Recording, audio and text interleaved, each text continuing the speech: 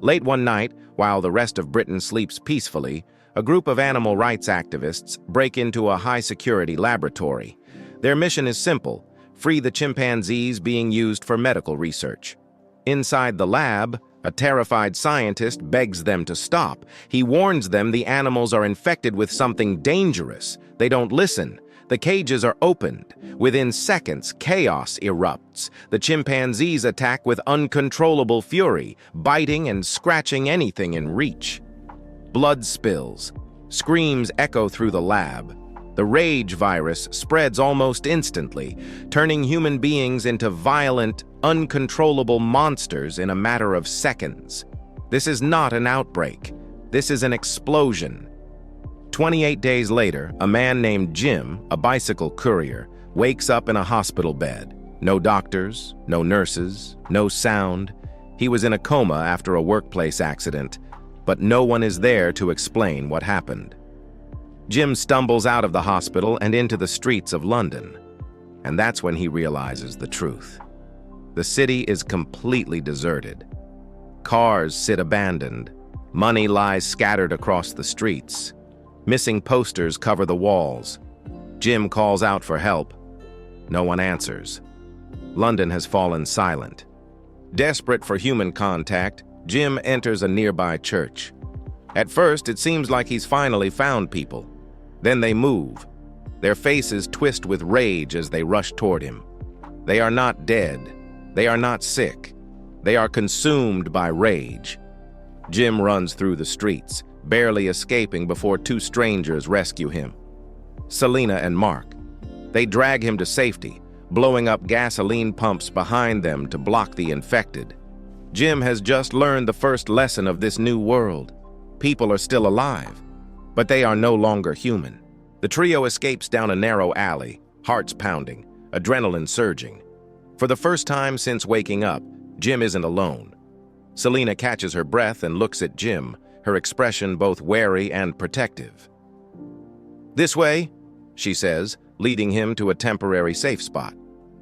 Here, Jim learns two brutal truths. The infected aren't dead. They're alive, consumed by rage, and if anyone becomes infected, there's no mercy. Seconds are all it takes. After that, Jim insists on visiting his parents' house. Selena knows it's a bad idea, but she goes anyway. Inside, Jim finds his parents dead. They chose suicide over infection. Later that night, infected break into their shelter. After the fight, Mark reveals a deep gash on his arm. He begs, he pleads, but Selena doesn't hesitate. She kills him immediately. Turning to Jim, she says something he will never forget. "If you get infected, I'll kill you in a heartbeat." The next day, Jim and Selena see blinking Christmas lights in a high-rise building. Inside, they meet Frank, a warm-hearted father, and his teenage daughter, Hannah. For the first time since waking up, Jim sees something familiar: laughter, kindness, family. Frank shows them a military radio broadcast looping from Manchester. The soldiers claim they have the answer to infection. With supplies running low, Frank asks Jim and Selena for help escaping the city. They agree. Hope returns. The group travels together in Frank's cab. They bond. They laugh. They begin to feel human again. But danger follows them everywhere. In a tunnel filled with abandoned cars, infected swarm them. They escape by seconds. Later, at a rest stop, Jim encounters an infected child who screams and ran towards him. Jim kills him. He doesn't celebrate. He doesn't feel proud. Something inside him hardens. When they finally reach the military blockade, tragedy strikes. Blood drips from a corpse overhead. A single drop falls into Frank's eye. That's all it takes. He tells Hannah to stay back. Seconds later, he turns.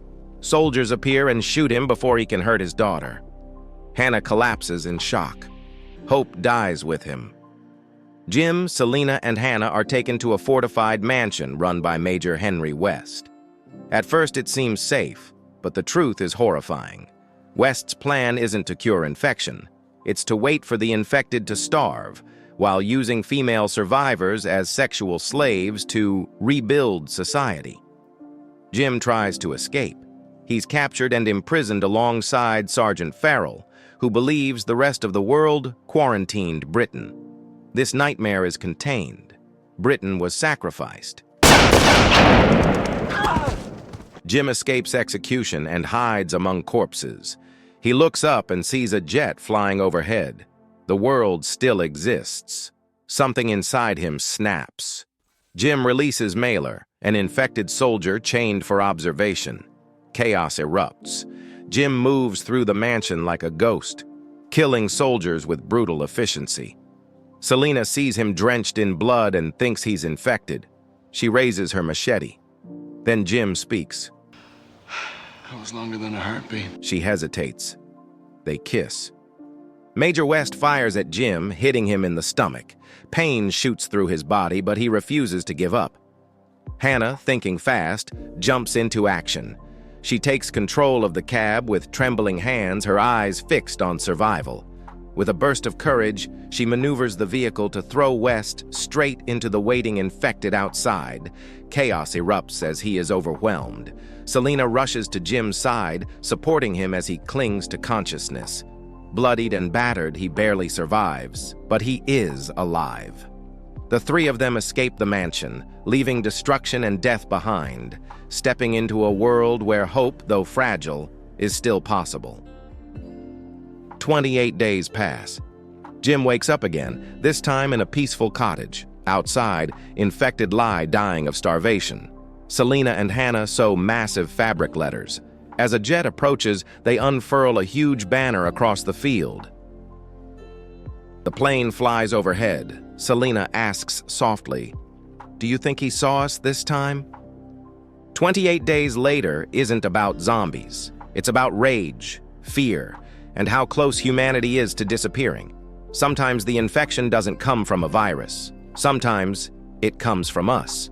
If you enjoyed this video and want more recaps like this, make sure to like, subscribe, and hit the notification bell so you never miss a story. Thank you for watching, and have a nice day.